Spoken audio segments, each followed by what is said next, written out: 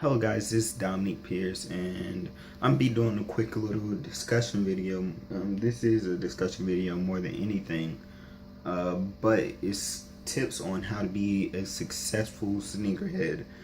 By no means do I have like an insane collection or anything. I'm not a big time sneakerhead, but I think I have some knowledge since I've been in the game for a couple of years, and I would like to pass it on. So, how to be a successful sneakerhead. So the first thing that you need to know about being a sneakerhead is that sneakers are not the most important thing in the world. I mean, I think a lot of people get caught up and wrapped around in that. It's kind of like you ever seen someone at school, like they get a paycheck or something, they get their first paycheck, and then they get like a really matchy outfit that will only go together like with nothing else but itself, you know? You ever seen someone get the sweater and the joggers with the same exact print on it? It's kind of like that, but with sneakers in the sense, you feel me? So don't just like throw all your money into sneakers. I mean, it's always good to have surplus. Surplus money.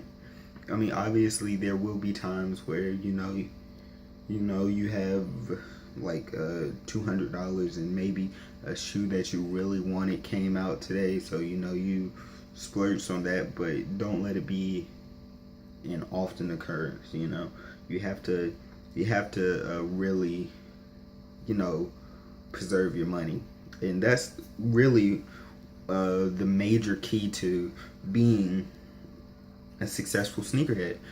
You have to have the money to support the habit. You can't just be spending more money than you have, and it's not always. And the thing is, a lot of people get wrapped up like, oh, all the best sneakers are 190 and above.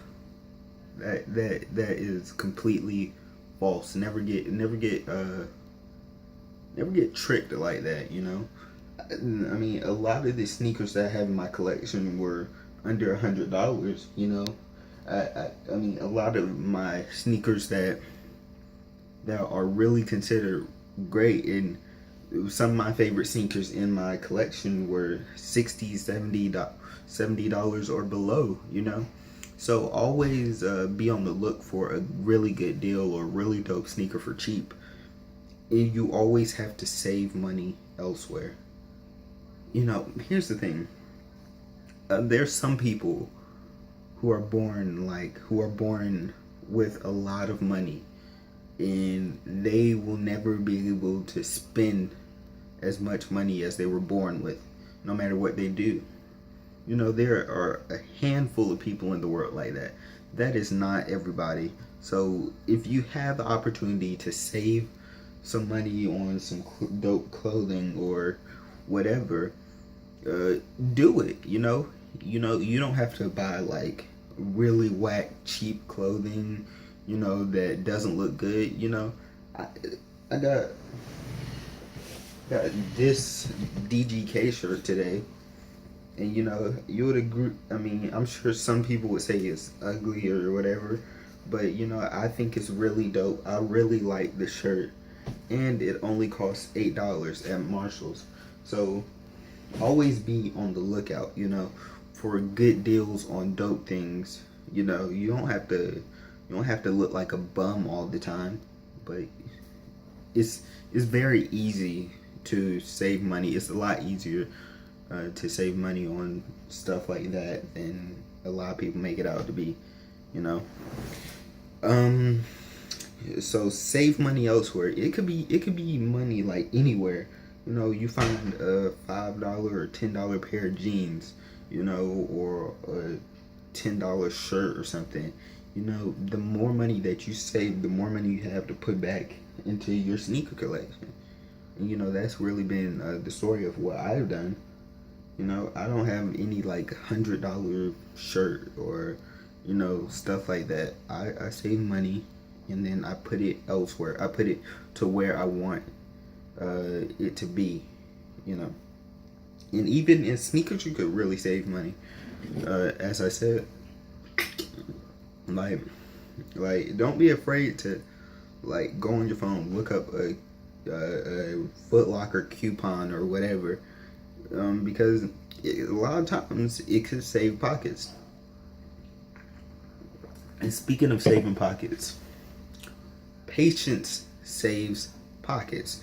That is a fact of life. That if there was a 10 commandments in the sneaker world, patience saves pockets would be commandment number 5.